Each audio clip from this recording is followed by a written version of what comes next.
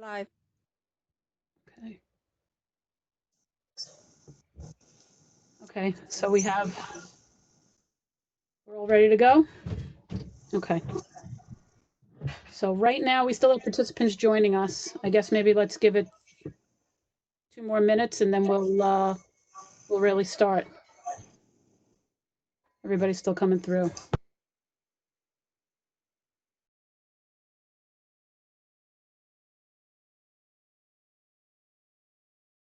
Okay, I'll put my mic.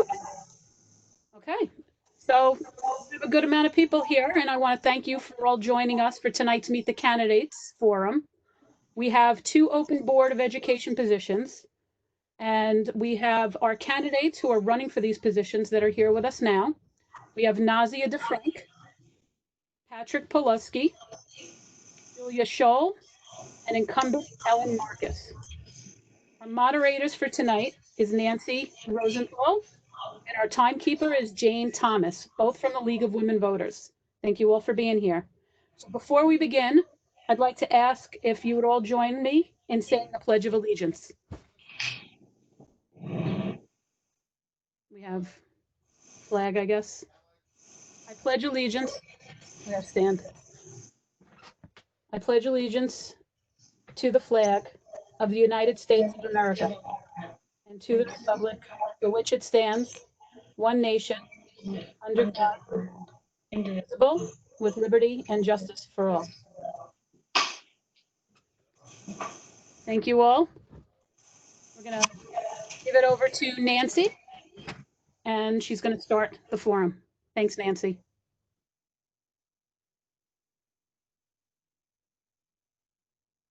You guys are muted. There you go. Jane's the moderator. You have to unmute yourself, Jane. Jane's the moderator. I'm sorry. Jane, you're muted. So sorry, I didn't know I was muted. Yes, I'm Jane Thomas and I am the moderator. Nancy is the timekeeper. All right. So welcome, good evening to all of you and welcome to the 2020 Lynbrook School Board Meet the Candidates Forum. I hear some noise in the background, but is that just acceptable? Can you hear me? You can't hear me.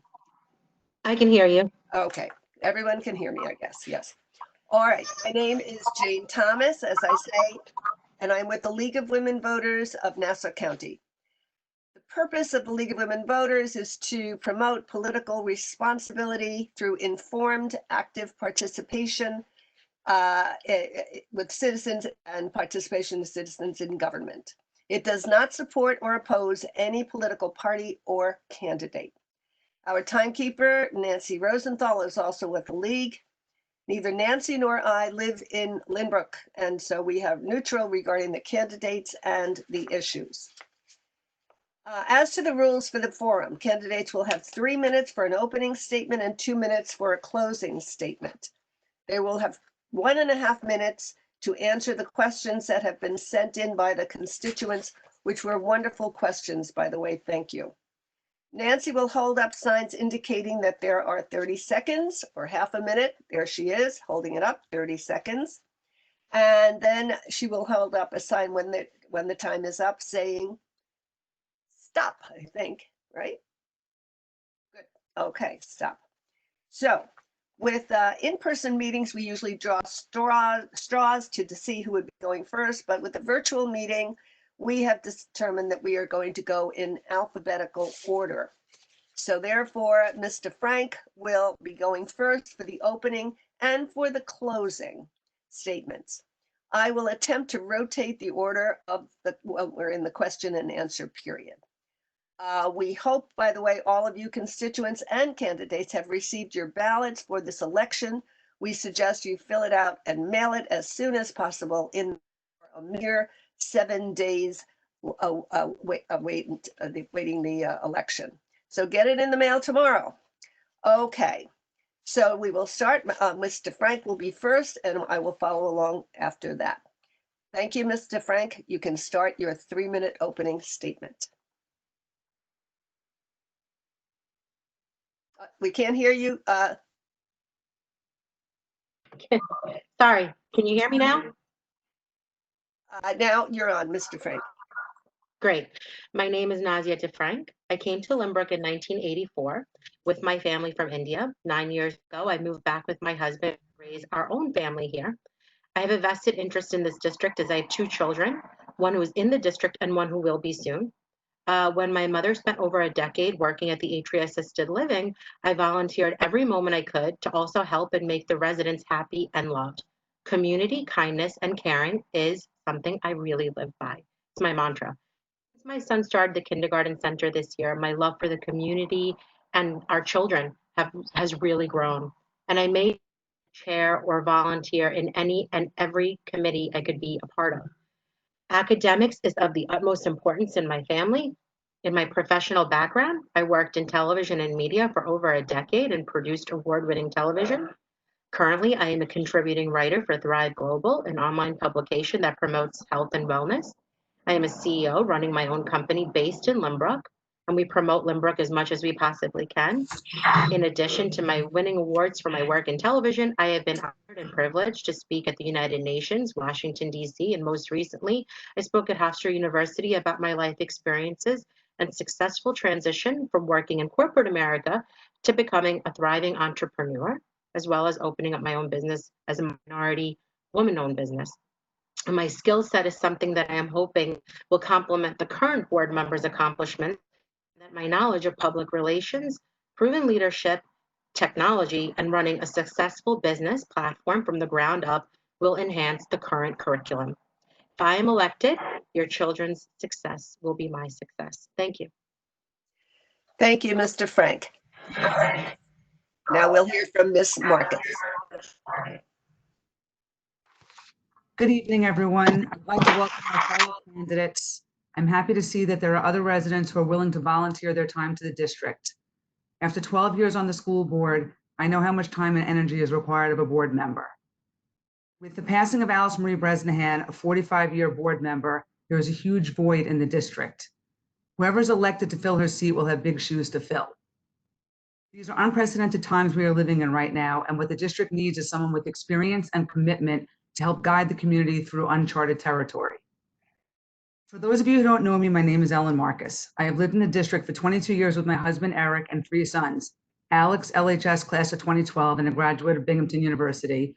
Jonathan, LHS class of 2014 and a graduate of Penn State University. And Ethan, who is graduating from LHS this year and will be attending Tulane University this fall. I have a BA in political science from the University of Vermont and a JD from Hofstra University School of Law. I've been a practicing attorney for 28 years and currently work for a large firm in Manhattan as a construction litigator.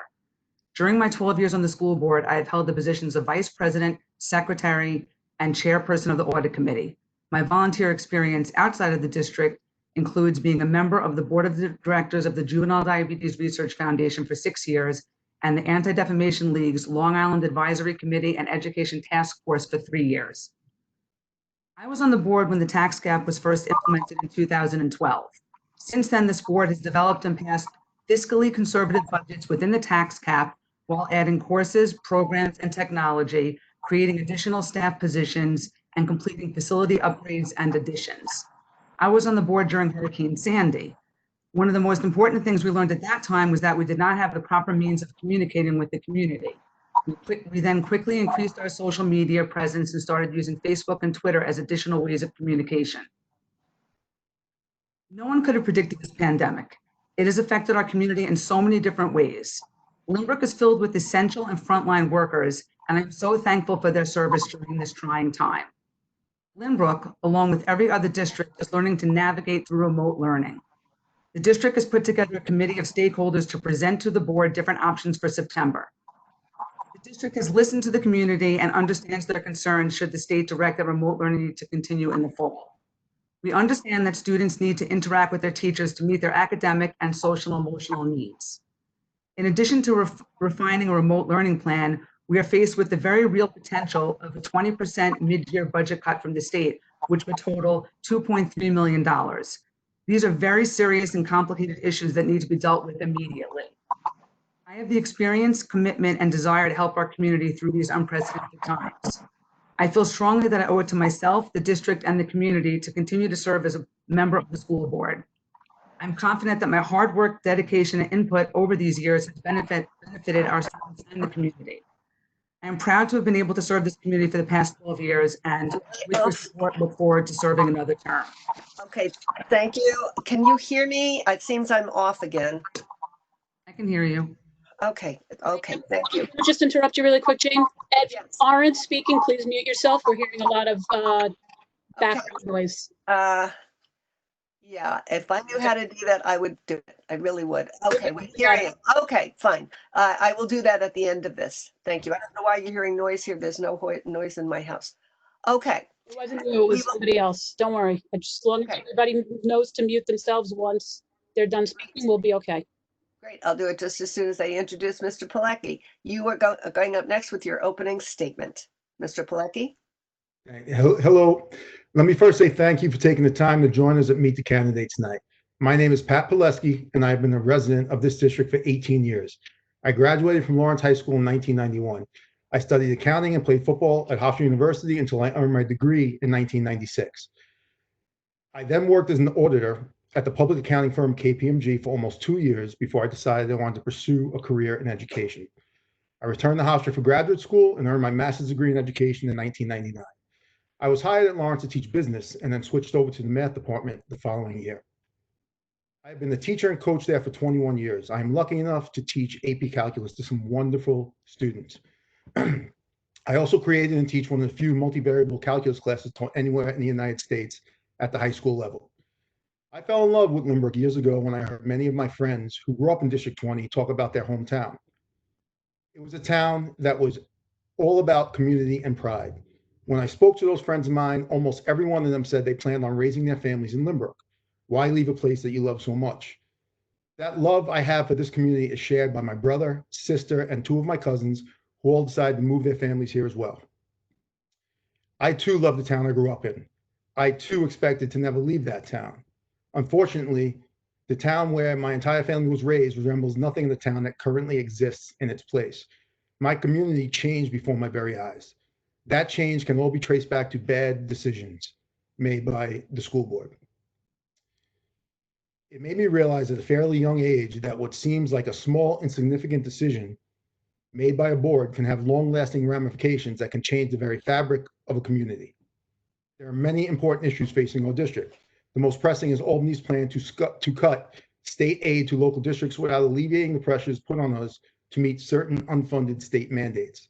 This is a huge concern because costs will continue to increase as revenue decreases.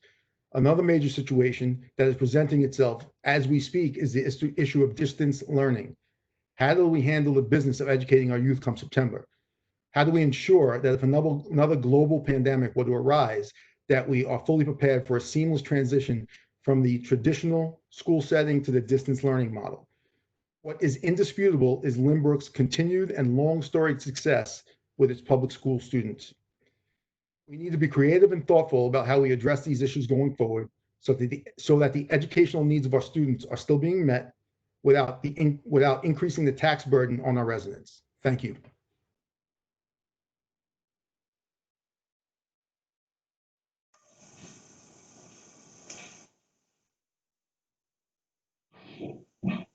I'm sorry, but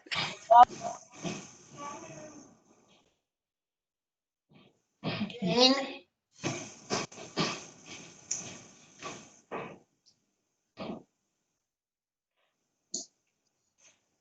Jane? Jane's having some technical difficulties. Her screen went blank, so she wasn't able to unmute herself. Wait, I think I hear you. Say something, Jane? you can hear me, but I can't see anybody. So, Jane, we'll be fine. You don't need to see the candidates. You've got their names, and let's just go through with on audio. Well, I'd be happy to. I'm just not going to be able to tell you you're going to have to out loud say stop, okay, for people. Yes, I will. I will. Okay. So I can't see any of you nor myself. So, please bear with me because I'll try my best. Okay, then we're up now for Ms. Scholl. Can you please give us your opening statement? Yes. Hi, my name is Julia Scholl.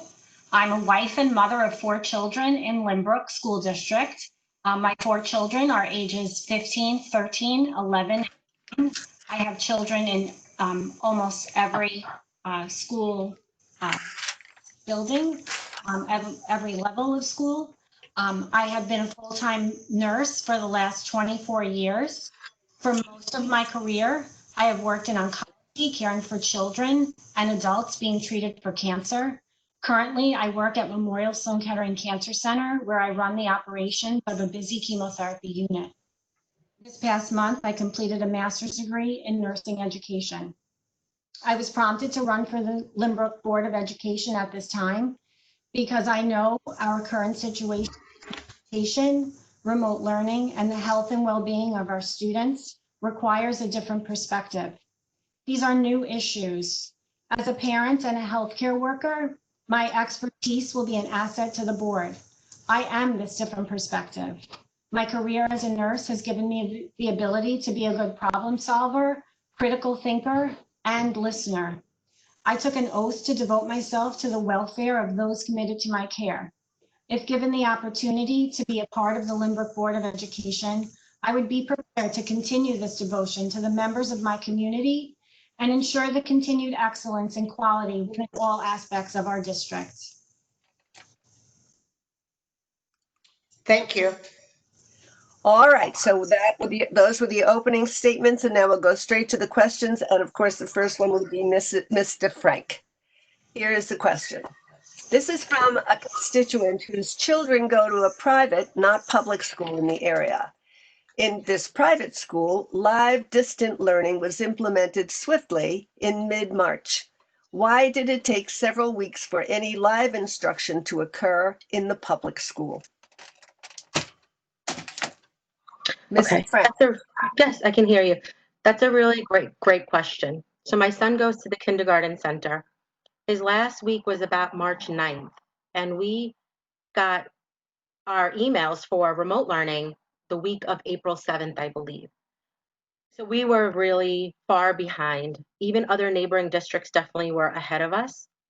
And we just don't have, I feel in this district, the technology and the education to get to where we need to get. My whole platform is about enhancing our education, not reinventing the wheel here. We really do need to advance ourselves on technology. That's like a really major thing. A lot of the equipment is old in our schools. That's really unacceptable. I know Dr. Lynch was speaking the other day at the WebEx meeting, and potentially there's a call for every student K through 12 to get remote devices. That's wonderful, but that's just a tool. We also have to have the programs to help our students and help our teachers and parents understand what we need. We really shouldn't have been that far behind. A lot of students I feel fell behind because of it. And that's really my take on it. I feel like it's all about technology, and we really need to advance ourselves and better ourselves, and definitely use that communications budget to get every student what they need, which is a device. A lot of the students also didn't have that. A lot of students don't have that. So it's really unfortunate, but it's the stark reality. And that's my answer to that. Thank you. Miss Marcus, same question. God. Marcus? Yes, I can say as a sitting board member that Lynbrook does have the technology and the education to make this work. As I said in my opening statement, nobody could have predicted this pandemic. We were thrown into this and have hit some bumps along the road, but we have learned a lot over the last 12 weeks. We have learned what works and what doesn't work. We have learned from students, staff, families, and from research. One of the things that makes Lynbrook great is our willingness to reflect and gather feedback and our desire to learn and grow. We always want to improve teaching and learning. We have learned that we need to find a balance between synchronous and asynchronous learning. That's live and recorded learning experiences. There is no one size fits all when it comes to remote learning. Every child and family has a unique circumstance. From our stakeholders and from the research, we have learned that we need more opportunities for student and teacher interaction. We know that students need to interact with their teachers to meet their academic as well as social emotional needs. The student-teacher relationship is essential for student engagement. The district has put together a committee of stakeholders to present to the board different options for September. The areas of focus are acquiring a standardized learning management system, creating a full structured day of learning at both the elementary and secondary level, improved communication between the schools and the families, providing differentiation virtually and addressing student special needs, board policy updates, and professional development and supervision. The goal is to provide a full balanced educational program should remote learning continue in the fall. I'm confident that our committees are hard at work and will include increased opportunities for live interaction. I look Thank forward you to so hearing- much. Thank you so much.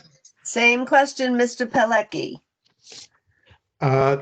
Well, first of all, let me just say that, I'm not a staff member at Lynbrook nor a sitting board member, so I really can't answer the question, why were we not going straight to, a distance learning right off the bat? I can speculate, but that would just be speculation. That's not right to do. So what I will say is, I don't know why we didn't start right away, but I do know that we need to get something in line going forward. And the big question is, are we doing distance learning or are we doing remote instruction? Because they're different things. Distance learning is when you use some form of platform like OneNote, what the kids have on their devices, and you push out notes, you push out assignments, assessments, maybe a recorded video. Remote instruction is live interaction between a teacher and a student, a teacher in the class. I think it's somewhat silly to say that you can do distance learning without remote instruction. Remote instruction has to be part of the plan going forward. And best case scenario, you're probably gonna need a combination of both. So I would say come September, you absolutely need to have some form of crisis management plan in place, right? You're gonna need training for teachers and students. You're gonna need a set of standardized procedures, for the plan if you were to go from a traditional model to a distance learning model. It's got to be seamless. We can't go through this again. You should be doing virtual demo lessons for students early in the first week of school. This should be done. Whether or not we're in school or home, it should be done the first week of school. Listen, the bottom line is this. We can blame what happened with the pandemic on the virus. Thank you so much. Thank you so much. Sorry. Okay, Michelle, the same question on live instruction. Michelle? Did you hear me? Yes, I I'm can. sorry, I can't see anybody, so I can't. Okay, that's okay. Go ahead, go ahead. I think it's really easy for all of us to Monday morning quarterback what Lynbrook could have done better. What I think we should do moving forward is find out what has worked and make it better. And I think I mentioned Dr. Burek is doing that with the meeting she's had, the committee she's put together for making remote learning in the fall, if that's what we're doing, the best it can be. What I would like to see is a consistent platform for all students, make it user-friendly that children are able to use on their own. I'd like to see more small group instruction and more interaction with teachers. And I'd also like to see for all students at all levels, maybe some club interaction or social activities that the children can engage in for their own well-being. I'd also like to see a platform that has constructed school day. Children are getting a full day of school. Thank you. Okay, we're moving to the next question and we'll start with you, Ms. Marcus. How will you determine priorities if or when significant budget cuts need to be made in light of COVID-19? In what areas would you look to save money? Well, we have to start addressing that immediately because there's a potential of a budget cut at any time during the year, and we don't know when that would happen. Right now, the state is in a $60 billion hole. If we don't get, if New York State doesn't get federal funding and Lynbrook is cut 20%, we're looking at $2.3 million.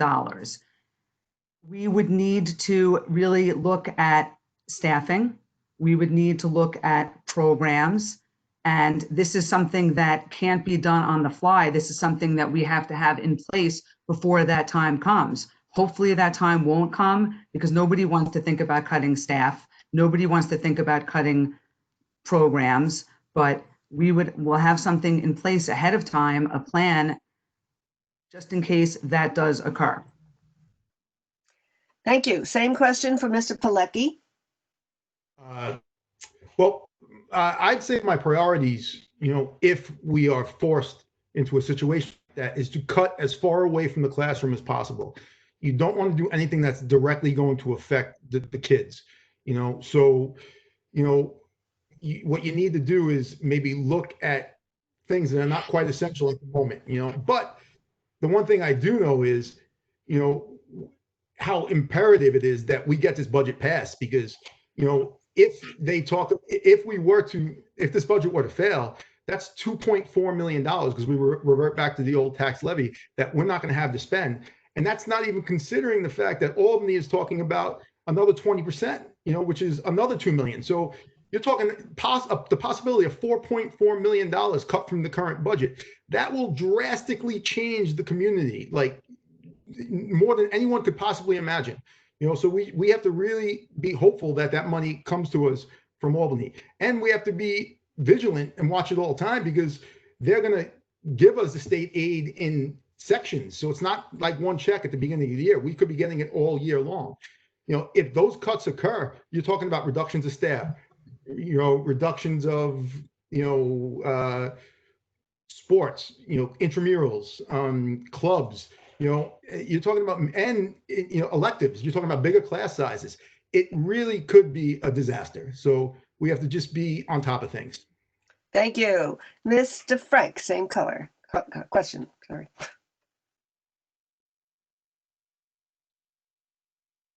You're on mute. Excuse me. Sorry, Listen, it mutes have- itself every time we stop talking, so at least my computer's doing that. But I feel that some things we can definitely wait on until we have a better understanding of future costs and what our education system will even look like. The budget proposed pre-pandemic was a very responsible and well thought out plan. However, now I'm a little apprehensive because businesses have suffered, jobs have been lost, and outlooks have changed on what were important and now what is deemed as essential. People are looking for cuts and less taxes. No one wants to hear we're adding anything at this point. What is being proposed may not be a good indication of what the district will be spending in the fall anyway. There might be additional costs we are not even anticipating at this point. Also, a solid reopening plan from the government would have really been nice. To vote on this. I am for the budget. I do believe this too shall pass, and we have to keep moving forward. We need to vote yes on this because the 20% that can come at any time really would be really very devastating to our community. And as Patrick said and Ellen said, you're looking at cuts in so many ways. Sports will take definitely a back seat, clubs, classroom, teachers, etc. So we really don't want to get to that point like other districts have, and vote yes to this and push it through. Thank you. Mr. Pilecki, planning for the fall, reopening underway. What are your thoughts on the CDC guidelines and the risk versus benefits of returning to classrooms in the fall? I'm sorry, you missed asking a question. Yeah, I'm sorry. Could you just repeat that one more time? You're breaking up a little bit. Ms. Marcus, was that Ms. Marcus speaking? Yeah. Who just said I missed you? We're trying to rotate the question. But I never answered it. Oh, I'm so sorry. I can't say, I'm sorry, I can't tell who's talking because I That's can't. okay. Who are you? It's Julia Scholl. Okay. I thought you were gone. I'm so sorry. Yes, please go now to answer that question. That's okay. I would have to say that in the past, I believe that Lynbrook has done an excellent, and the board has done an excellent job in managing our budget and balancing our budget and giving the community and the children all the wonderful things we have here in Lynbrook. This is an unprecedented time, as we said, going forward with remote learning. We have a lot of up in the air things for a lot of things that we just don't know what's going to be. What we do know is that we need our budget to pass. Otherwise, we will be 2 million in the hole for that, plus the 20% less that we would get from the state. And that would be catastrophic for our school district, not just for the year going forward, but for years to come. Because once we make cuts, there it would be that much more difficult to bring those clubs and all the the activities and sports and music and art things that make Lynbrook so special. It would be so hard to get them back. Okay, very good. Again, I apologize. So now we'll go to Mr. Pilecki now. With that question, I will repeat the question.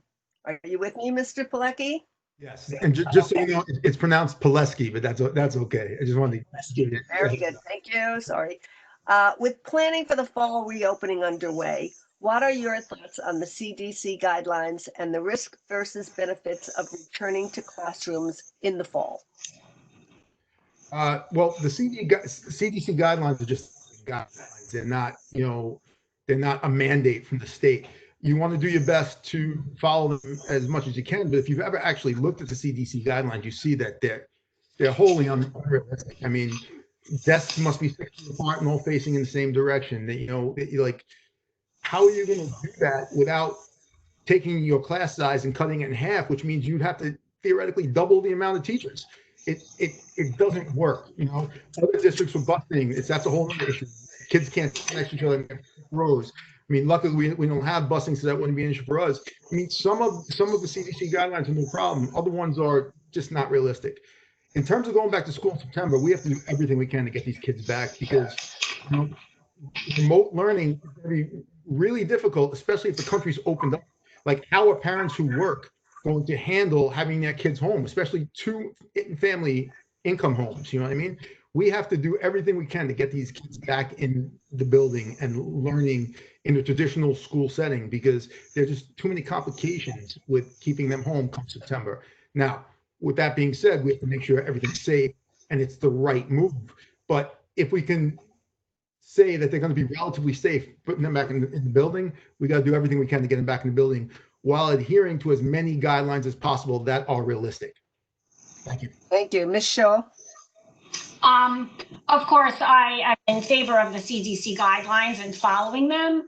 I would think that I agree with Mr. Pilecki that our students and our children need to be in school, but they need to be there safely. I would think Lynbrook would have to, coming down from the state, they got the green light to go back to school. I think that would be excellent, of course, for our children. Our children learn best when they are in a classroom with a teacher, and that teacher can really engage with them and teach them.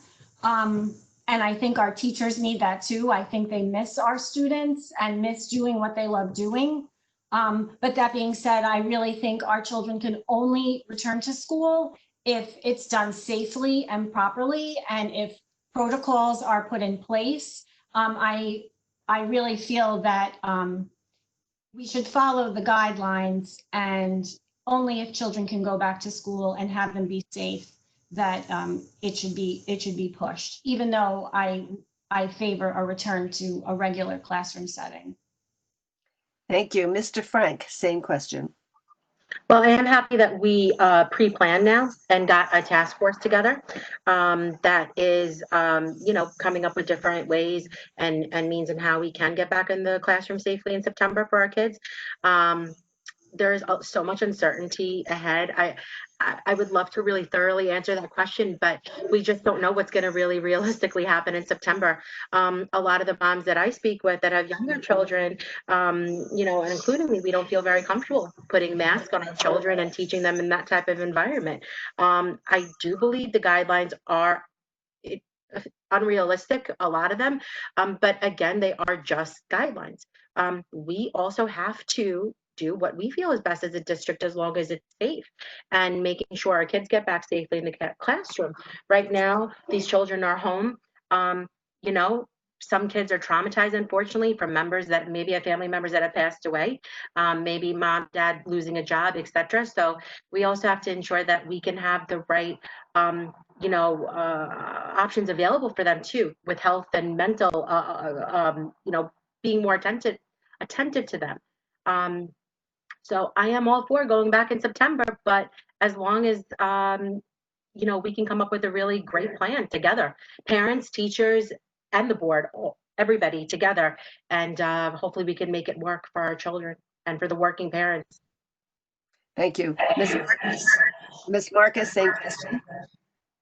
The CDC guidelines are just that, they're guidelines, and obviously we would try to follow them the best that we could, but we have to comply with the governor's mandates. And right now, we can't have children in school and stay 6 feet apart.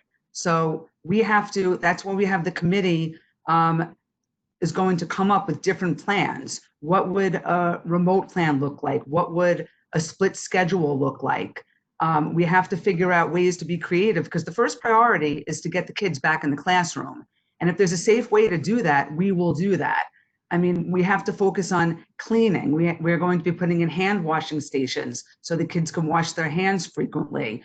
We have to instill in students and staff members that if you're sick, please stay home. Even if you just feel a little bit sick, you still need to stay home, because we've seen how a little cold turns into COVID within a few days and how easily this can spread. So I think that we will try to come up with the most creative plans possible. We have teachers, parents, administrators, all of the stakeholders working on these committees to come up with different plans, and will report back to us what is possible, and we will have those ready in place for September, and we'll see what the climate is at that time. Okay, next question then start with Ms. Scholl. The question is, pre-COVID, what did you see as the biggest challenge for this district? And how do you foresee that issue being addressed now? Before COVID, I think a big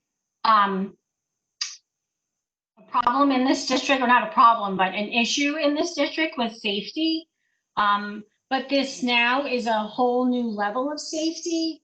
And as we were just talking about in the previous question, this is you can't put a security guard at the front door. You can't, this requires a lot of education to return our kids to school. This is something that the whole community needs to have input in for returning back to school. So I think in this new COVID-19 era is going to require a lot of education throughout our community and in our schools for our teachers and to our children. Thank you.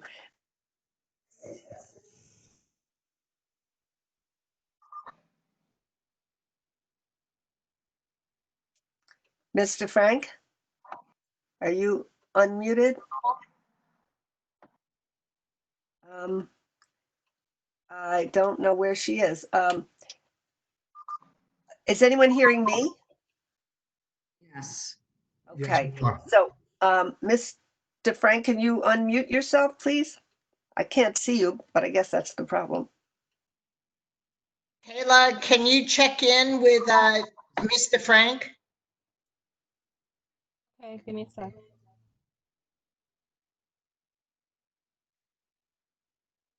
Could she check in for me too? That would be lovely. Kayla, are you checking in? Yes, I am. Can you hear us?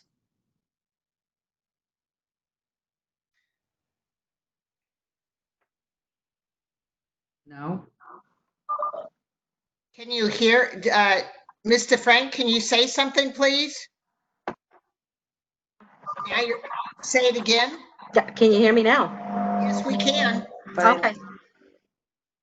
Mr. Frank, would you like me to repeat the question? Yes, please. Okay, sorry. Pre-COVID, what did you see as the biggest challenge for this district, and how do you foresee that issue being addressed now? Well, I don't think that really as a district we had such big issues. I mean, also my kids are much younger.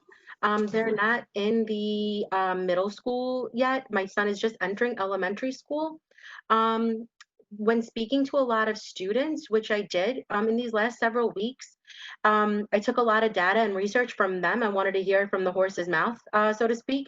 And I feel like a lot of the issues that they felt as students in the district was definitely the lack of technology. I will go back to that because a lot of students expressed that they felt that they needed better devices. Their devices were just not up to date. The computers in the classrooms were not up to date.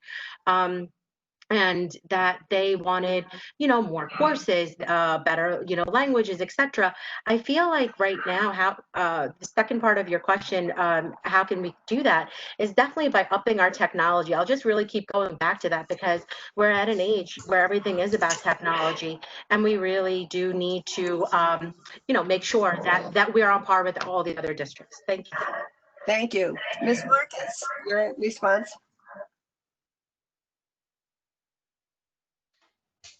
That the district faced pre-COVID, which would still be a challenge, is dealing with students' mental health.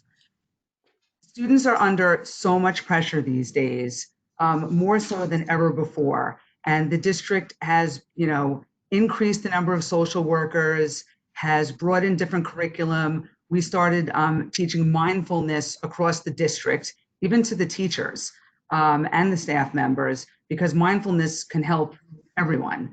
I think that we need to continue to bring in different resources and bring in different curriculum and open up a dialogue about mental health, because for whatever reason, people are afraid to talk about it, but it's really something that affects many people on a daily basis. And if the students learn at a young age that they are able to discuss this openly, it will help them as they grow older, and it'll prevent, potential tragedies. And this is just something that is not going away. We've seen it, in the media, we've seen it all over the world. And we just need to, our top priority is taking care of the students, and their social and emotional well-being is of the greatest concern, because they can't do well academically if they are not doing well socially and emotionally. And that's what we need to keep focusing on. Thank you. Mr. Pileski? I think there were definitely some issues facing the district, not major ones, with the exception of Albany's continued threat of cutting state aid. Because, if our state aid is cut, which is something that we've heard for a long time is going to happen, and now we're definitely hearing it since COVID, there are major issues that can ensue, and all these other things that we'd like to accomplish. Both of the other major issues, Ellen and Nazia just mentioned, are going away if that aid is cut. So we have to ensure that we maintain good relationships with our local politicians. We have to make sure we maintain a good relationship with Albany, and we have to do everything we can to always guarantee that state aid is coming our way. A 20% cut in state aid could devastate this entire community. And then the social emotional health of students and future technology are completely out the window. So it's definitely all about state aid, but for me, it's not about what our problems were in the past. It's about moving forward and making sure that, we can alleviate any concerns going forward. It's not about yesterday, it's about tomorrow. So thank you. Okay, great. Now we're back to Mr. Frank. And the question is, I guess for the three of you who have not been on the board, and I guess Ms. Marcus can answer it as well. What have you done in preparation for becoming an effective Board of Education member? Specifically, have you been attending board meetings? And what is the most outstanding issue, good and or bad, in your opinion? Okay. Yes, I'm here. So again, my son just started the kindergarten center this year. I did not get to attend meetings. I attended virtual, and I had every intention to, but COVID hit, and obviously everything was pretty much put on hold. And I definitely didn't get to do as much as I would like to for the district. I did chair and volunteer in every committee I could have and was asked to. I think I was at the school more times than my son was probably at his own school. I was booked for speaking events in the middle school and the high school that were canceled due to COVID. I would like to set up long-term solid goals that will benefit and enhance the district. I would, can you ask the second part of your question? I'm sorry. And it says, I guess in those meetings or in your view, what was the most outstanding issue, either good or bad, that was Oh, going on in the well, school board, in your opinion? Well, like I said, I did not get to attend, but I will tell you, I think the people who have kids in the schools, the one thing that I kept hearing was that the turnout was really very small. Everyone really across the board that I spoke with had that same, um, kind of concern that how come the turnouts are always really small, and then the complaint of how come nothing ever gets done. So it's always like a double-edged sword, and I feel that the board members really do everything that they can. I mean, it's they have the training, they get the training, they have the knowledge. The people on the board have been there for, you know, long terms. I mean, they've been there for more than 2, 3, 4 terms, some of them. So they're doing the best that they can. I think that the parents, including myself, of course, have to definitely attend more, have to get more involved more with the community. And Thank you so much. Okay. Ms. Marcus, the same question, even though you're on the board, you give us why did you do it in the first place, I guess? Well, if I can remember back to the year 2000 when my oldest son was in kindergarten, was involved in the PTA at every building level, kindergarten center, Waverly, and South Middle and the high school. I chaired committees. I was on interview committees. Being involved in the PTA is huge. You learn so much about the school district and what is going on by being a PTA member.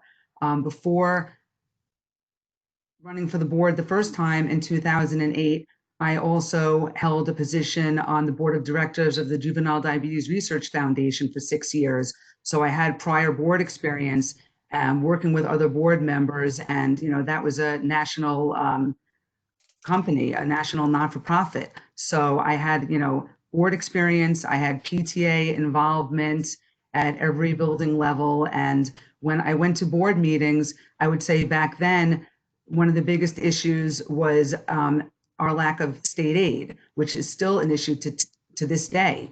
We send up 17% of our state aid to Albany. We only get back 12%. This is an issue, and this has been an ongoing issue, and we need to figure out ways to change that. That makes it very difficult to get things done with the amount of state aid that we're given.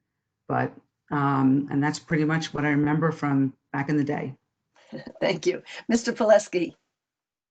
I think that I have a pretty good background that could help me be a valuable asset to the school board.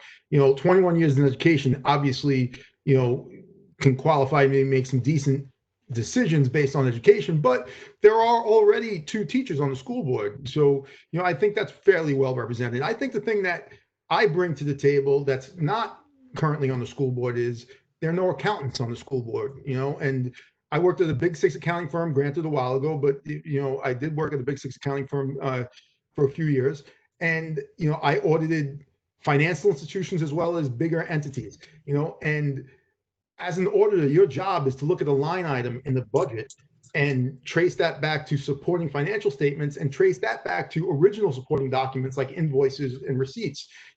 That tells a story about how the school is spending money. So I think if I were to get on the school board, I could really do my best to optimize all the fiscal responsibility, of the district, while still ensuring that the educational integrity isn't diminished. I believe I can handle both sides of that argument. Thank you. Thank you. Okay, Ms. Scholl. Parent in this district, I have children at all levels, makes me a good fit for this board. My dinner table every night is me hearing about what's going on in this district at all levels. I've also been involved with PTA and volunteering in different areas within the district.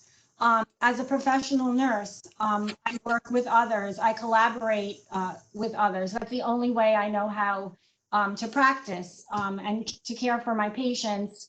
It's not just the nurse. I also work with a multidisciplinary team, and we work together and collaborate to find the best outcome for our patient. So I think working on the school board with a team of professionals, all with different backgrounds, to collaborate and find the best outcome for our community and our school district puts me in a good position to be a good board member.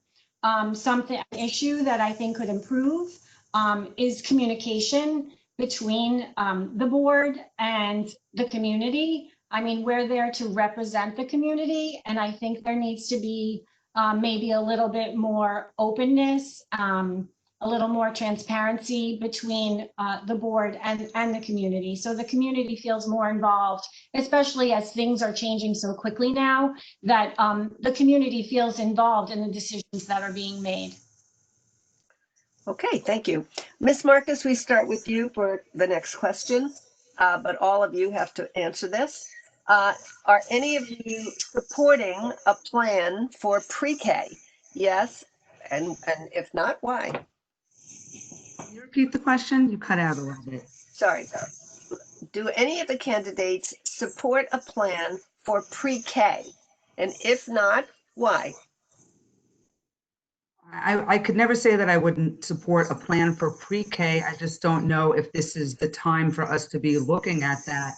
I mean, we are talking about the potential of $2.3 million in budget cuts. And we are going to, if that occurs, which could happen at any point during the year, we will lose a lot. We will lose staff, we will lose programs. We also don't know how long this current situation that we're in is and what the funding is going to be to do potentially split sessions, or, you know, if we have to go in and out between the live classroom and a virtual classroom. We don't know if, you know, the pandemic will, you know, rear its head again at some point. So I think that that's always something that's a great, you know, we're a school district. It's always something we want to educate kids. That's the reason that we're here. But I think at this time, it's not really the realistic time to be discussing that. Thank you. Mr. Pileski. I definitely could see myself supporting pre-K, universal pre-K, you know, in certain instances, if I had the opportunity to do my research and, you know, see how it affects the taxpayers. I mean, you know, I know paying for pre-K out of our pocket is absolutely, you know, something we don't like doing, you know, where other districts, it's part of the package of the public schools.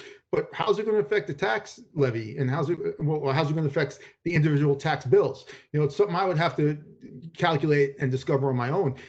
You know, but with that being said, it's really not something we should be considering right now in the midst of a financial and crisis and a health crisis. You know, it's definitely something we should look at when some of these things some of these problems get alleviated. But to look at that now, I don't think is a very good idea. I think it's something we should look at down the road when we're not worried about the health of our students, or when we're dead smack in the middle of a financial crisis. Thank you. Okay, Ms. Scholl. I agree with Ellen that I don't think now is the time to be trying to add something new to our schools. But that being said, of course, it would be wonderful to be competitive with the districts around that do have universal pre-K. I don't think Limbrook right now has the space to even offer universal pre-K. We don't have the space for those children. But I would never want to say never to anything. Every year, you know, things change, and the cohort of students coming in changes. So no, I would be open to such a thing, but I think that right now is is not the time. Thank you. Mr. Frank? Well, I don't want to be repetitive, but my answer really stands the same. We have to get our own kids back in the classroom first and see what's even going to happen come September. We don't even know that.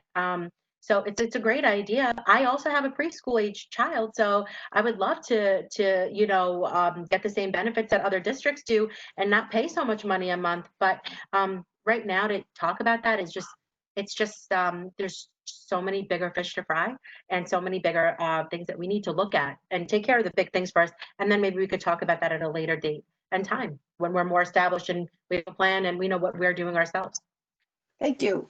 All right, Mr. Pulaski, we start with you.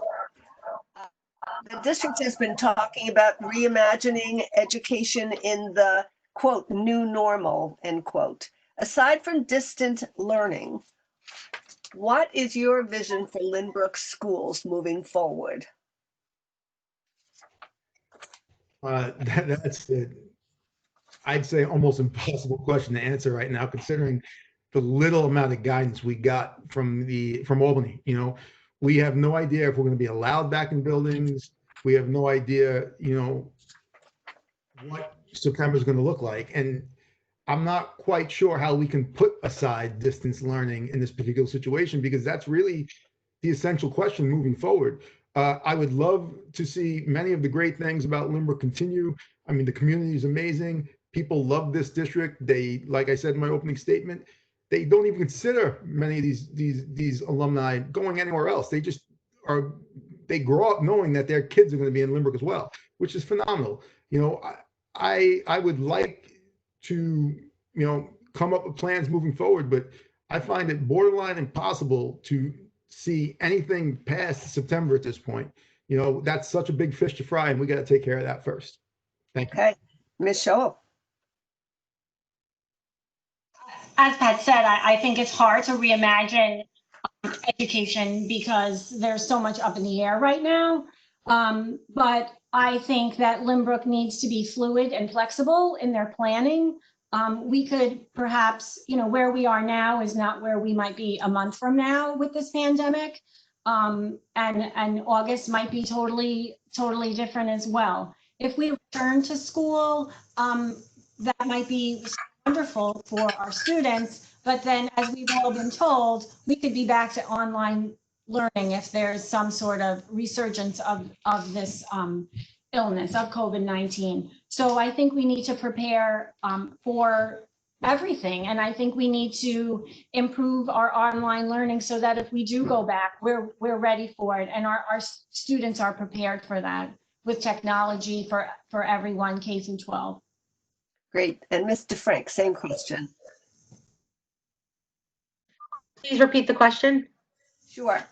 We've been talking about reimagining education in the quote, new normal. Aside from distant learning, what is your vision for Lynbrook schools moving forward? Okay, beautiful. My vision for Lynbrook schools is the same that I have for my children. I want for the whole district. I want quality, enhanced education. I'm not trying to reinvent the wheel in any way. Our leaders, our board members, and leaders have done a fabulous job already. So I just would like to enhance. I would also like to have students get more leadership skills, leadership courses and classes. I want them to have a love for our community, and like Patrick said, a generation that they just keep coming back and building our town. My father owned a business right on Hempstead Avenue. I own a business in Lynbrook right now. I could have went anywhere to raise my children, but I ended up coming back to Lynbrook for the love of my community. My vision is really simple. It's a 3-layered step. Nurture, love our children, give them the tools to succeed, let them see the world and be able to use the tools we gave them to their advantage, and hopefully have them come back and enrich the district and the town better. I'm all for also another vision I have is that I would also like to start an internship program if I am elected that will give students in Lynbrook a chance to work with businesses in town like mine and learn hands-on experience. Even an open internship that would be historic, which would be working with the Board of Education themselves, learning valuable skills and having capped terms If I am elected, I also would like to have a cap term on the board and give other people a chance and other students to want to come back and want to be on the want to be on the board and enrich our town even further. Thank you. Following some really wonderful footsteps, like our current board members, as well as Ms. Bresnahan, who is a. Thank you very much. Thank you. All right, Ms. Marcus, same question. What's your vision? Well, I just wanted to comment that we do currently have an internship program at the high school. It's the senior seminar. My son actually participated in it this year, except it got cut short due to the pandemic, but he was working for a bank, and it's something that we recently added. Limbrook is always looking to add new programs and new curriculum and coming up with, very creative ideas. Getting back to the question in hand, when we talk about the new normal, our hope is that this is not going to be the new normal. Our hope is that this is going to be a temporary thing. I've discussed before the committee that all the committee members are going to come up with different options, whether or not we have to be totally remote, whether or not we can have some kind of a split schedule, how that is going to work. But the ultimate goal is to get the kids back into the buildings when we are able to. And, when that does happen, in a year from now, we will have the addition of the high school completed, and we'll have more music space. We have an innovation center. We have a school store that the career development program will be able to utilize. So we're hoping that with the additional space, we'll be able to bring in more curriculum and give more options to, all of our students. Thank you. Thank you. Okay. Question number 8, we'll start with Ms. Scholl. It is, with a large percentage of eligible students, quote, opting out of the NYS assessments, where do you stand on this issue? And what will you look to do in light of this?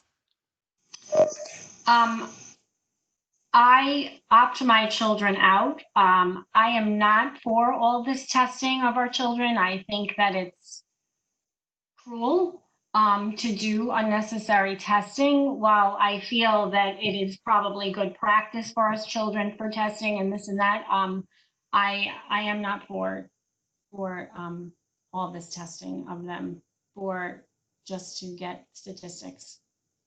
Okay, that's fine. Mr. Frank, same question.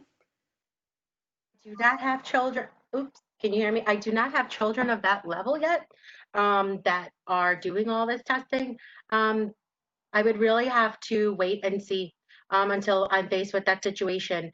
But I am not 100% opposed to all of the testing. And that's my answer to that question. Fair enough. Ms. Marcus? Whether or not you opt out your children is a very personal question. And I understand people have different reasons for what they do. The formats of the tests have changed dramatically. There is data that the district and the teachers can utilize from those tests. I don't think that students should be sitting there for hours upon end taking tests, but there is some research behind the tests and the reason to take them. I think that, there is a lot of testing at a very young age, and I think that that might be able to be tweaked. But I think over the course of time, the way that the testing has been done and the length of the tests have been shortened, all of that has been taken into consideration. So there's no real easy answer to this. But I, as an individual, do not hold it against anybody if they choose to opt out their children. That's a very personal decision that people have to make for themselves and their families. Thank you. Mr. Pileski, same question. Okay. Well, listen, standardized tests are, something we can debate at any level. I mean, the University of California and all 10 of their universities just announced that they're going to be phasing out SATs, so, standardized tests are not necessarily something that, stops being a controversial issue when kids get to that level.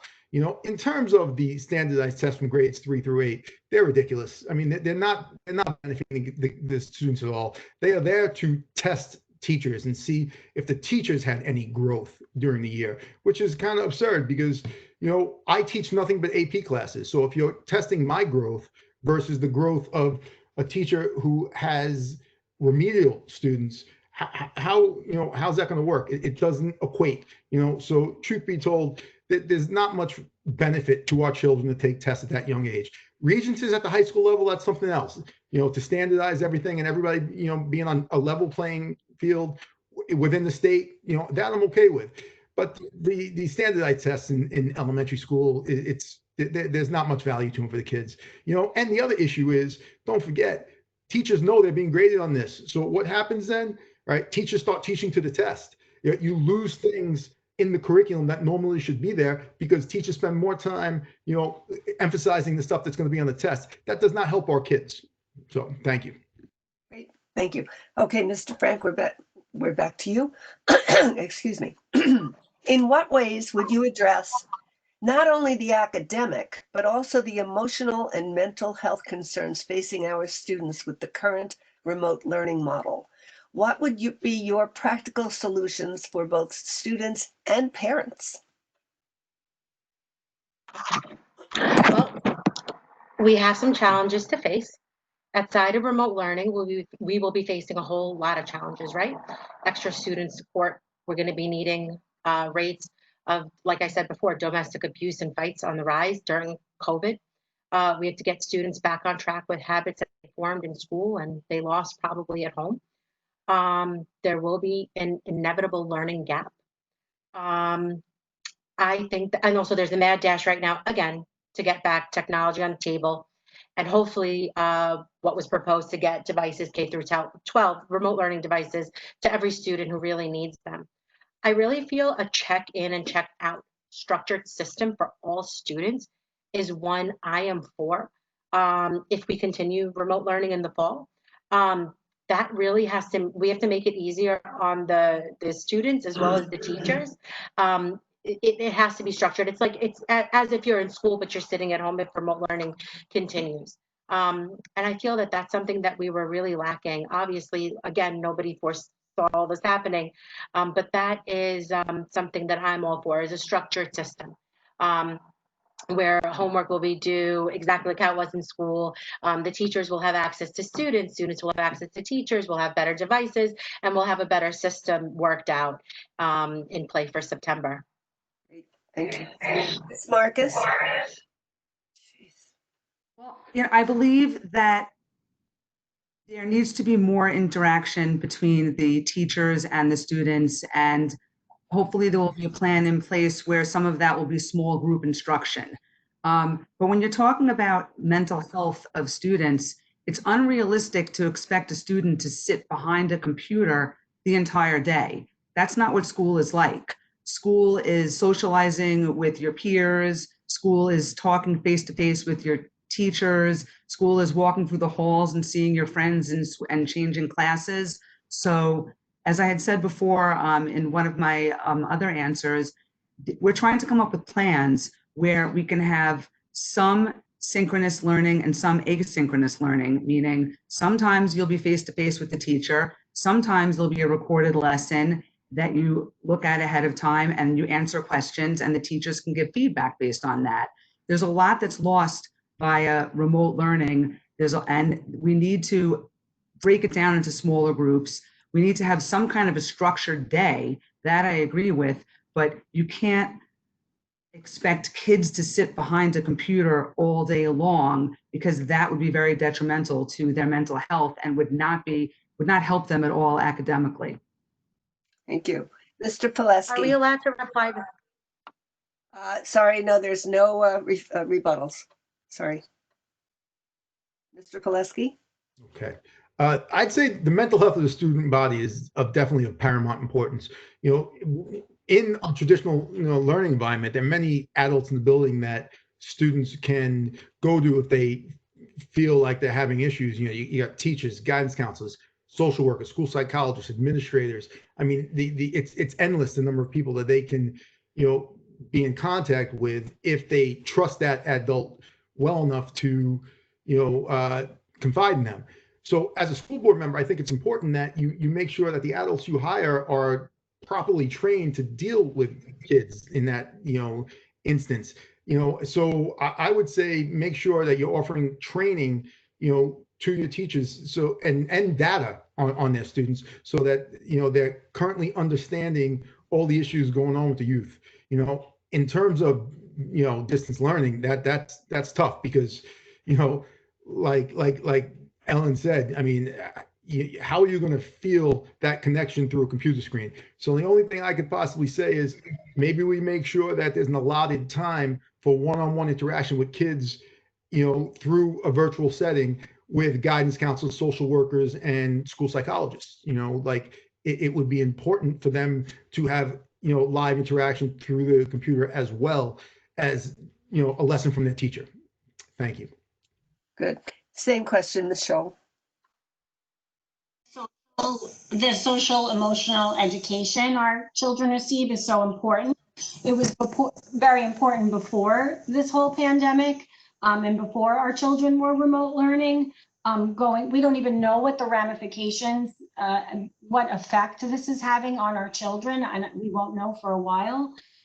What I do know is that there is a state curriculum on social emotional learning that our children are all getting. I know we have a wonderful team in our schools of social workers, psychologists, guidance counselors that are available to our children. I know just the other day, they pushed out a whole bunch of information to give to we as parents on how to speak to our children about certain issues that are going on in the world right now. I hope that Lynbrook continues to stay current and stay aware, and continue on all the good that they're doing and develop new evidence-based practices for caring for our children and their well-being. Our children need to feel safe physically and emotionally. And science has shown that if our children are doing well emotionally and having learning mind practices, that they are going to do better academically. Thank you. All right, the next question we start with Ms. Marcus. Given the current climate and division in America, can you describe what resources you would recommend to create educational policies with the racial, religious, and ethnic tensions when schools reopen or resume in September? Lynbrook is constantly looking at this issue.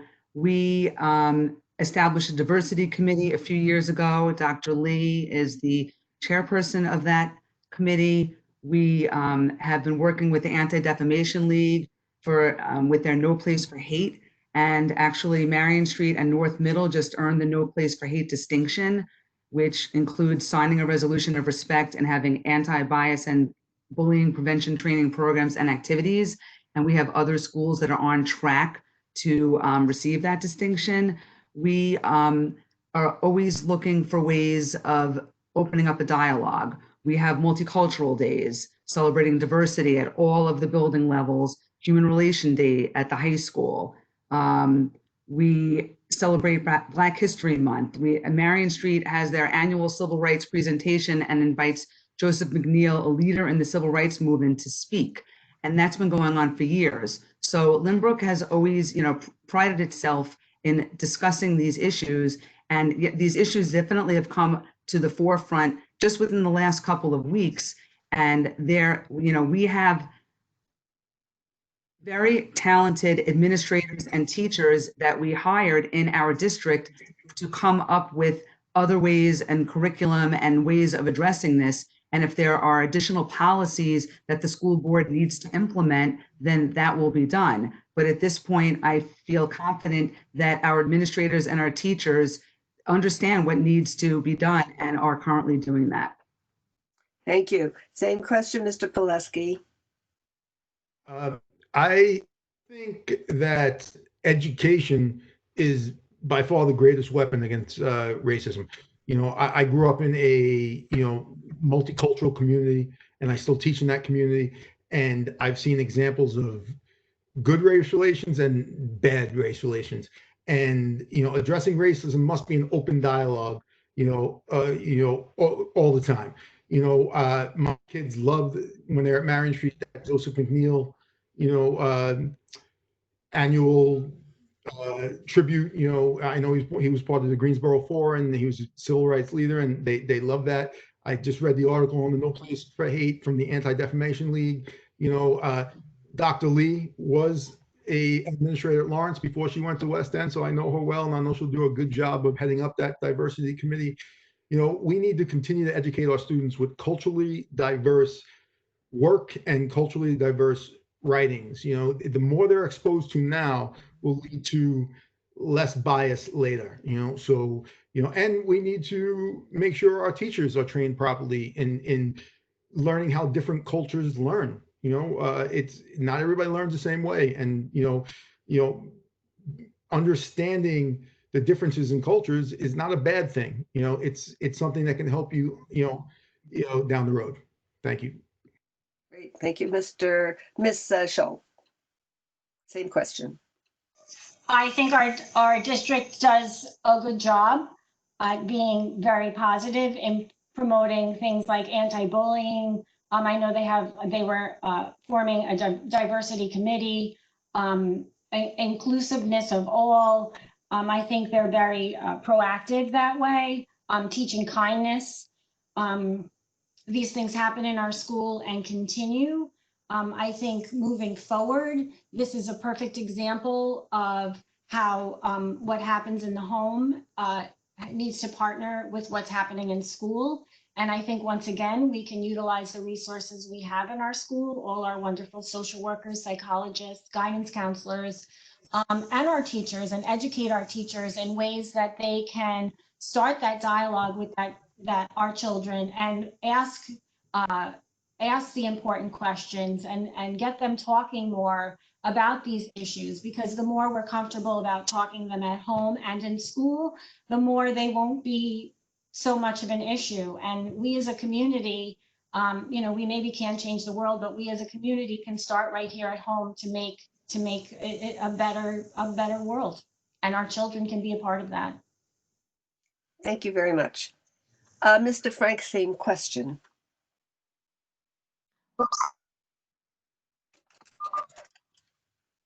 There is no education without application. Somebody said that to me, and I really, really, really love that saying. We are a population of 20,000 roughly, and in a recent census report, we have 83% Caucasian Americans and 22% Hispanics in our community, and everything is other. I am in myself, I'm in an interracial marriage. My children are mixed. So this is something that's very close to my heart. We definitely need to have more outside programming coming into our schools. We need to have our student body go to other events, neighboring districts, and attend more events and lectures. Also, I really do want to go back and just make sure that everyone understands I am not trying to reinvent the wheel. My whole platform is about enhancing what we already have. So please note that.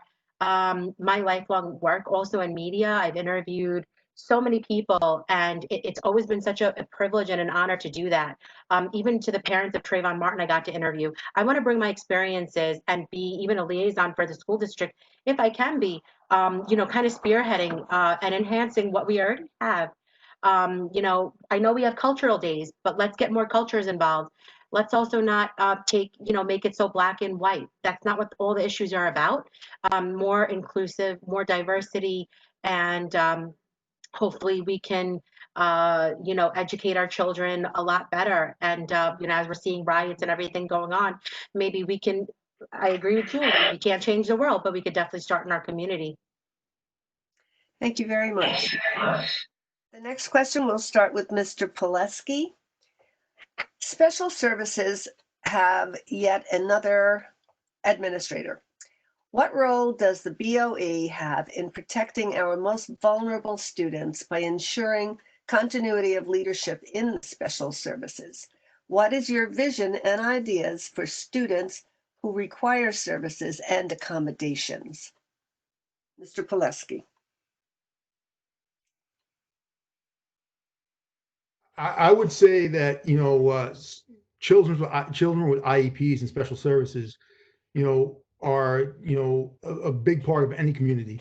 And what I do know is that with this pandemic, you know, special education is a very critical area right now.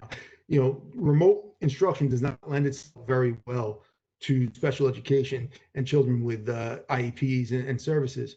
So we have to absolutely make sure that this pandemic is not used as an excuse to deprive any child of the services they are entitled to. We need to be innovative and creative in making sure we get them their services, whether it be in a traditional classroom setting or in the remote learning environment. I taught inclusion classes for many years, and I've seen the value of an inclusion teacher, and their interaction with children with services. It's absolutely something that could change that child's entire, educational experience. So we just have to make sure that moving forward, every service that a child is entitled to, that child gets. Thank you. Great, thank you. Ms. Scholl? All the students in our district have suffered from this move to remote learning. It's been a learning experience for everyone. And I think it's been especially hard on our students that need or require special services and different teachers and things like that. I think we need to be, as we become better at remote learning, and we become more creative in how to get them the services they need moving forward, because these all our children have fallen behind, I'm sure, but these children are more vulnerable and are really losing out. So I would think that moving forward, we can really give them what they need and deserve. Good. Mr. Frank? Well, can you hear me? Yeah. Okay. I have a sister that, was taking special services when she was in school. She needed extra classes. She was in BOCES. So at a time like this, it's so important that we really keep on that more than anything, because we do have students that are, obviously, have lost a little bit of interest with school and, the homework and everything. But students like that really need more attention now more than ever.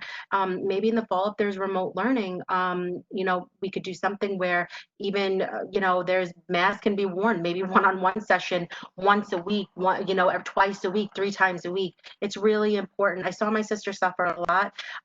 She had to take off 2 weeks mandatory for something, for a personal family situation we had.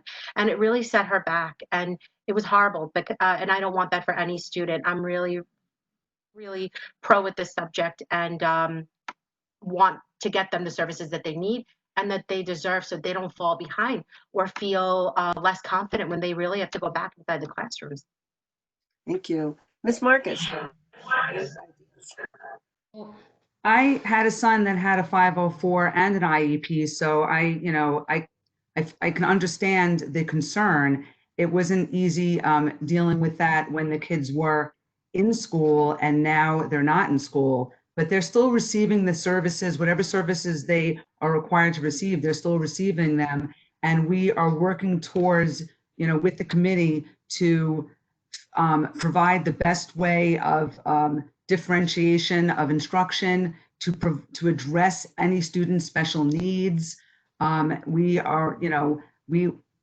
administrators will continue to learn about resources that can give students greater access to curriculum, whether or not there's any technology out there that might be compatible to our technology. I mean, again, this is something that nobody had predicted would occur, but we are, currently looking for ways to make everybody be as successful as possible. And the students, with special needs will not be forgotten. They are a priority because of that factor. We will be, looking to do whatever we can in any way possible to make sure that there is no gap in instruction for any of our students. Thank you. All right, the next question will go to Ms. Scholl to begin with. It says the Board of Education and budget meetings and even school elections typically have very low participation. How do you think participation can be increased? I think education, and I know that education and communication with members of our community can get people more involved. I really think that here in Limbrook, people are very involved, and people do have an interest in the community and what goes on in our schools. And I think that, but moving forward, I think, there's always room for improvement, and the communication between the board and the community. There should be transparency, and we should be open and be their voice so that they can be more involved and feel more involved. And everyone benefits from that, especially our children. Okay, Mr. Frank. People, I think that people want to feel that they're involved. I do agree with that. There also has to be 100% transparency.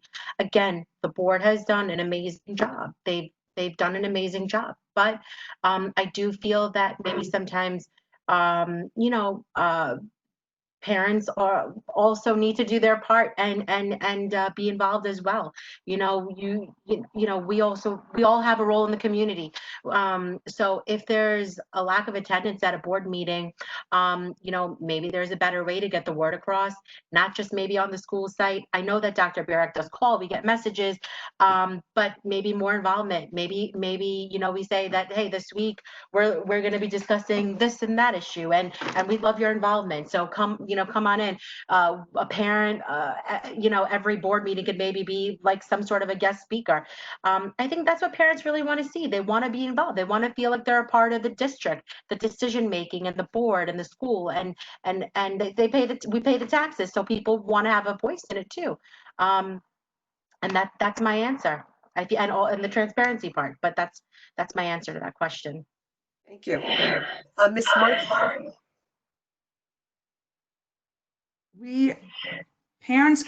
There's so many different ways for parents to become involved. Starting with the PTA. When you join the PTA and you go to PTA meetings and you become a committee member, you learn so much about your children's school, their teachers, the other parents, and the district in general. There are committees. There's the safety committee. There is the compact committee that goes over curriculum. There are interview committees that parents can be involved with to, be like an integral part of the school district. There are booster clubs, the Moms and Dads Club. Pretty much every sport has one now. Those are all great ways to get involved. And I believe that the district, we've been trying to highlight many accomplishments. We do it at the board meetings. Every board meeting, we highlight student accomplishments, we highlight staff accomplishments. We post it on Facebook, we post it on Twitter, we send out emails. Some people think we might send out too many emails, but we want people to be really engaged in what's going on. And, there's always room for improvement. So if people have ideas of other ways to communicate, or they feel that they're not getting the information, then we'd be happy to hear that. But we have utilized every avenue that we have to get the information out there. We welcome more people at the board meetings. It would make it a lot more exciting. Thank you. Thank you very much. And Mr. Pileski, same question. That's a good question, because apathy among elections is not limited to local school board elections. The majority of the country doesn't even vote in presidential elections. So, it's definitely something that's an issue, everywhere, and not just around here. I mean, I know I've heard the stat that we have around 40,000, residents in Limbrook, I believe, and I think we get 1,000 to 1,500 people on average voting in the school board election. So that definitely, could be better. It's going to be interesting to see how that works this year with the mail-in ballots. I mean, we mailed out 15,000 approximately ballots this year. We'll see if there's an uptick in voting with that system. But that system by no means perfect either. I think that getting the word out, disseminating vital information from the school to the community and back from the community to the school is key. Social media is a big deal. I mean, I've never been on Facebook in my life up until about 2 weeks ago, and now I'm on Facebook, and I'm not really sure how much I like it. But you can see the value in it. I really can. And, there's a lot to be said about that constant interaction with your community. So, I would say just make sure the communication, goes through every possible avenue. Our youth groups and our PTA are so incredibly important in that aspect as well. That is a great way to get information to voters. Thank you. Okay, so we'll have a last question now, and then we'll go on to our closing statement. So we're back to Mr. Frank as a beginning of the last question. Name one duty of a school board member and one issue we are having in the district where the school board has power to make change. Using this power, how would you correct the problem?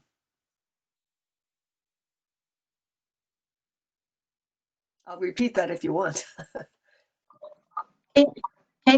Yeah, please, can you repeat that? It's a complicated one. Name one duty of a school board member and A little bit, an issue. What? Can you hear me? Hello? Okay, here we go. I can't see you. Okay, so excuse me, name one duty of a school board member and an issue that we're having difficulty with, and where the school board member or the school board itself has power to make that change, whatever change needs to be done, in your opinion.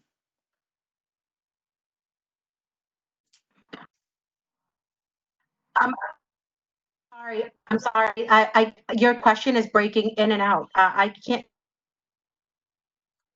hear the first, hear the second, and sorry. Okay, I'll try it again now.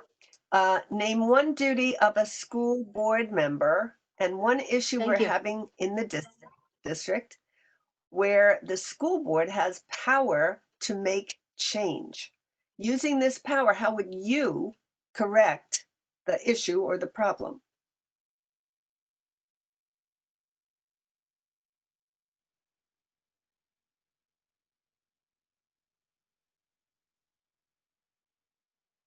Have I lost you? Yeah, she's having some internet issues. Thank you. I can't see her. Yeah, hold on a sec, guys. She's got to unmute herself and her screen is frozen. Here she goes. Are you there, Ms. DeFrank? I'm here. I can hear perfectly fine. The question keeps going in and out. So the question, the best I can, is what is an issue? I'm sorry, I couldn't hear you. You're really gonna have to repeat the question. Is that what is a role of a school board member? Is that the first part you asked, ma'am?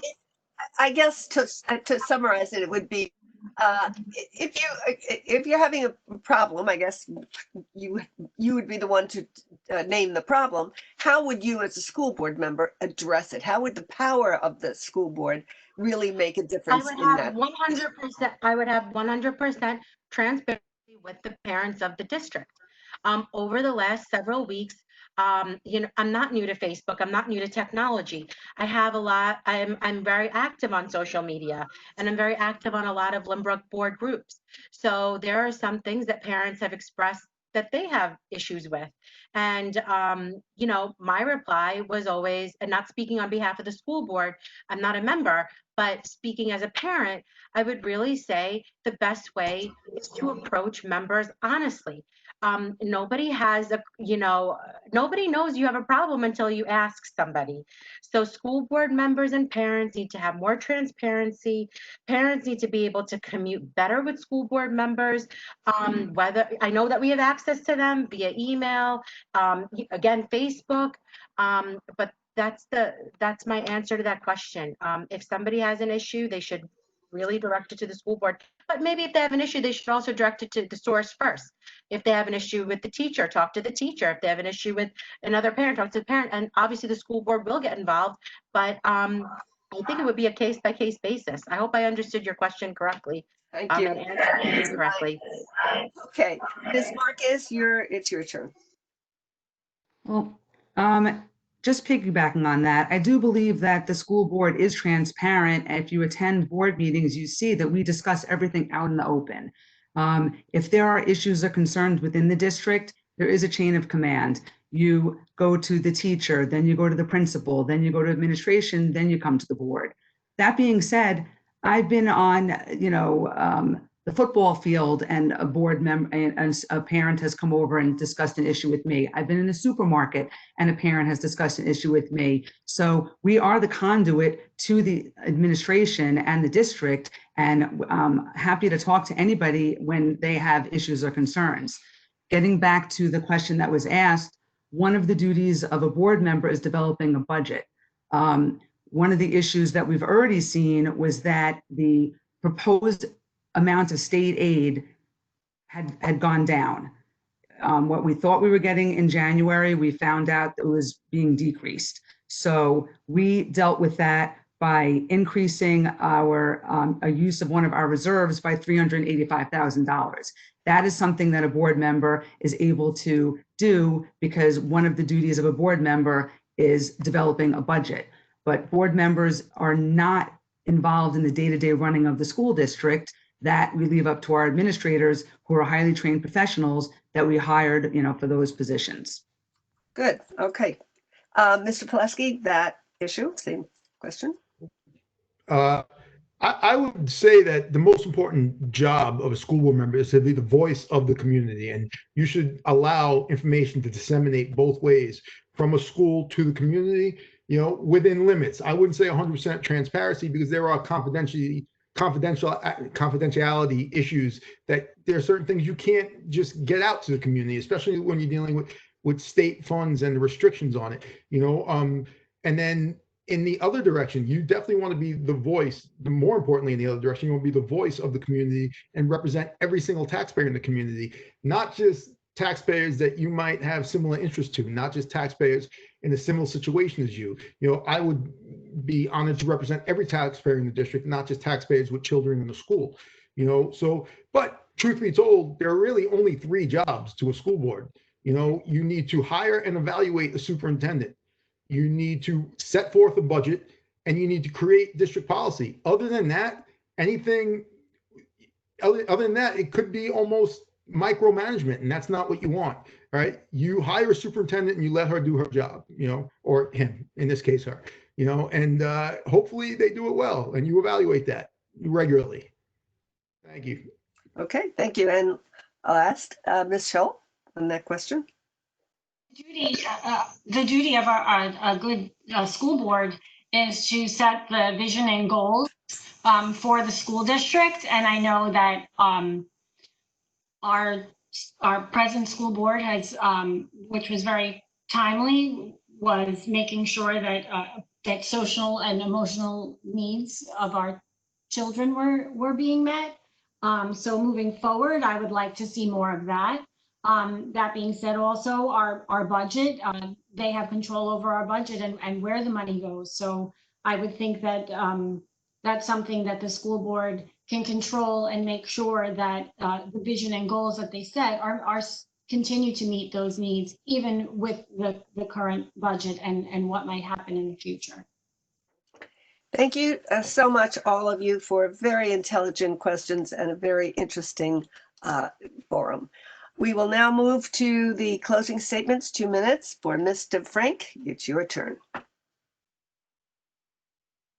Oh, I want to thank everyone that heard me tonight.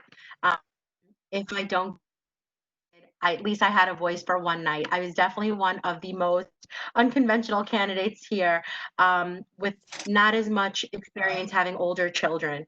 But if one person watching tonight said, my God, this woman had the guts to do this, and do this without being on a PTA, without having so much experience, then I can do something too. My children can think out of the box too. I do feel we need diversity on the board.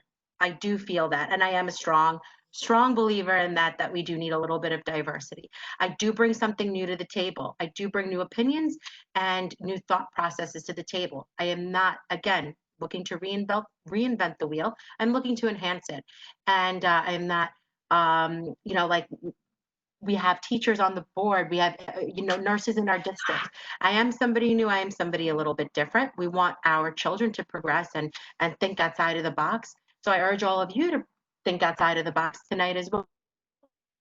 Please do not just vote for friends and family or familiarity or good people, but vote for who you think is a great candidate, of course. I wish everybody the best, and hopefully our children get into September very safely for whoever gets elected. Thank you so much. Thank you very much. Ms. Marcus, your turn. Well, thank you everyone for watching. This is my third Meet the Candidate night, and this was definitely a very different way of doing it. I have no idea if there are 20 people watching or 500 people watching, but I hope it's the latter.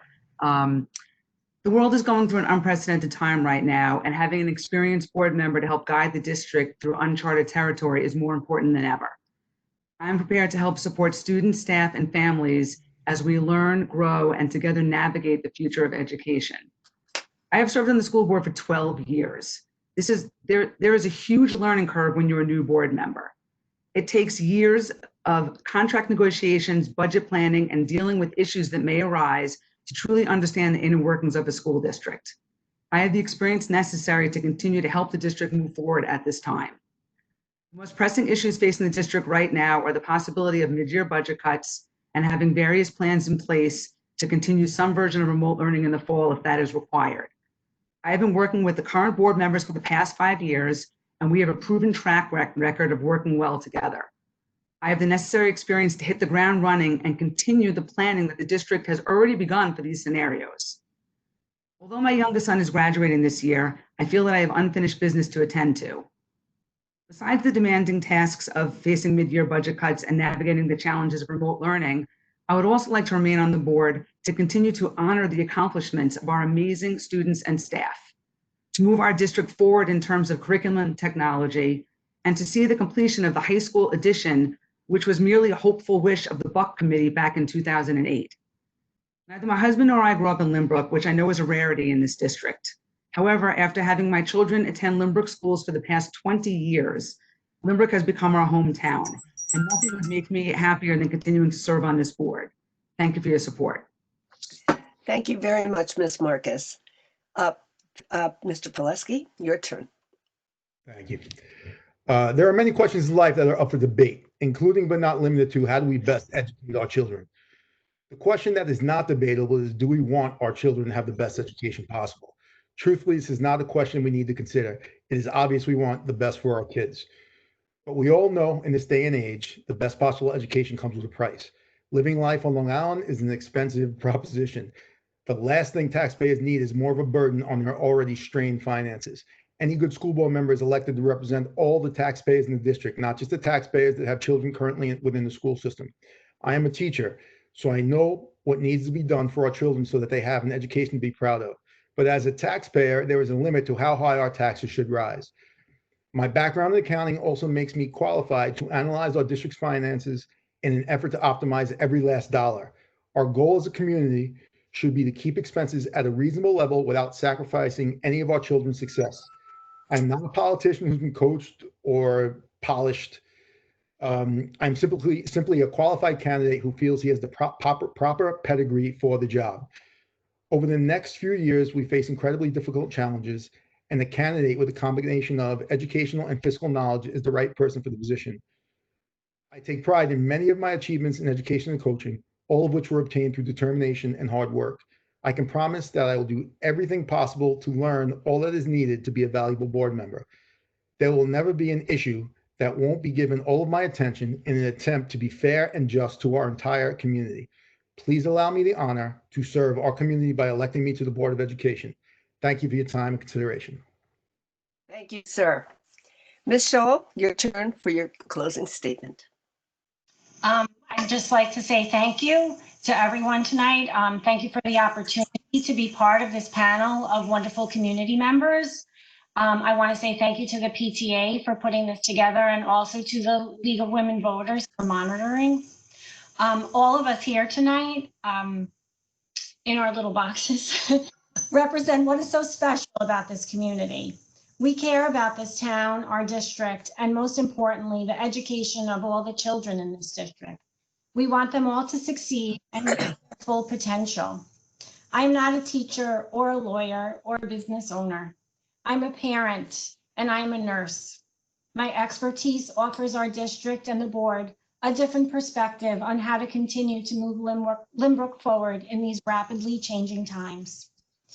My science and nursing knowledge will be invaluable in working with other members of the board to bring our children, teachers, and staff back to school safely when the time is appropriate. My qualities as a nurse make me well suited for this task.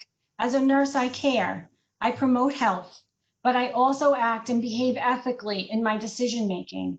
I use critical thinking skills to make effective decisions. I work well with others and advocate for those in my care.